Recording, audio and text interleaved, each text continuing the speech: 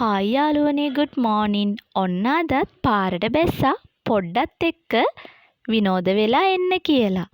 මේ අපි ෆොටෝ ගහන ප්ලේස් එක මරු නේද යාළුවනේ? දැන් අපි ඉන්නේ විලපාරේ යක්කඩුව කියන ගමේ. බලන්න ලස්සන.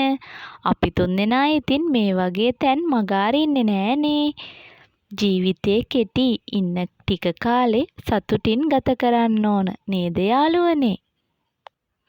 දැන් ඉන්නේ ඒකල ළමා උද්‍යානේ. චූටිට ටිකක් සෙල්ලම් කරන්නත් එක්ක ඒකට ගියා.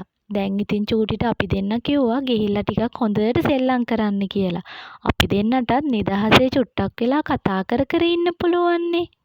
අපි මේ පාක් එකට ආවේ ගොඩාක් දවසකින්. අපිට ගොඩ කාලෙකින් එන්න බැරි වුණා. බලන්න අහස උඩ තියෙන සරුංගල් ලස්සනේ බෑ. ඔයාලත් මේ පාක් එකට ඇවිත් තියෙනවද? කමෙන්ට් එකක් දාගෙන යන්න. අපිට නම් මේ පාක් එක ළඟයි. මේක තමා අපිට තියෙන ළඟම පාක් එක. වෙලාවකට අපි කඩවත පාකුත් යනවා. ඒක නම් අපිට ටිකක් දුරයි. හැබැයි කඩවත පාක් එක ගොඩාක් ලස්සනයි. එතන නම් ගොඩාක් සෙල්ලම් කරන්න දේවල් තියෙනවා.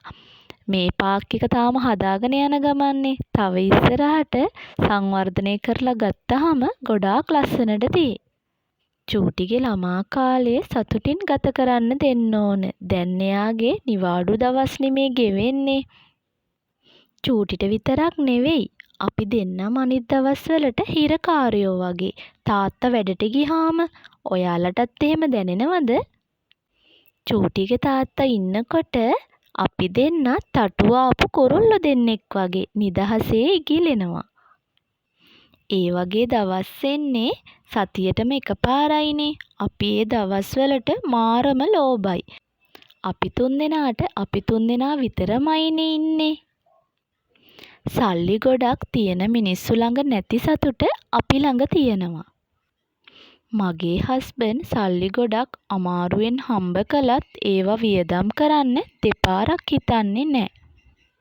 පොඩ්ඩක් හරි ඉතුරු කරමු කියලා කියන්නෙත් මම.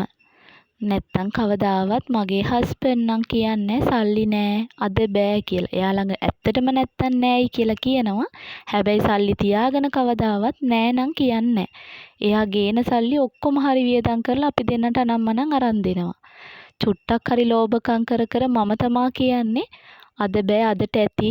ඔය වියදම් කළා හොඳටම ඇති. අපිට තව කරගන්න ගොඩක් දේවල් තියෙනවා කියලා කියන්නෙත් මම. එහෙනම් යාළුවනේ අදට ගිහින් එන්නම්. බායි වේවා.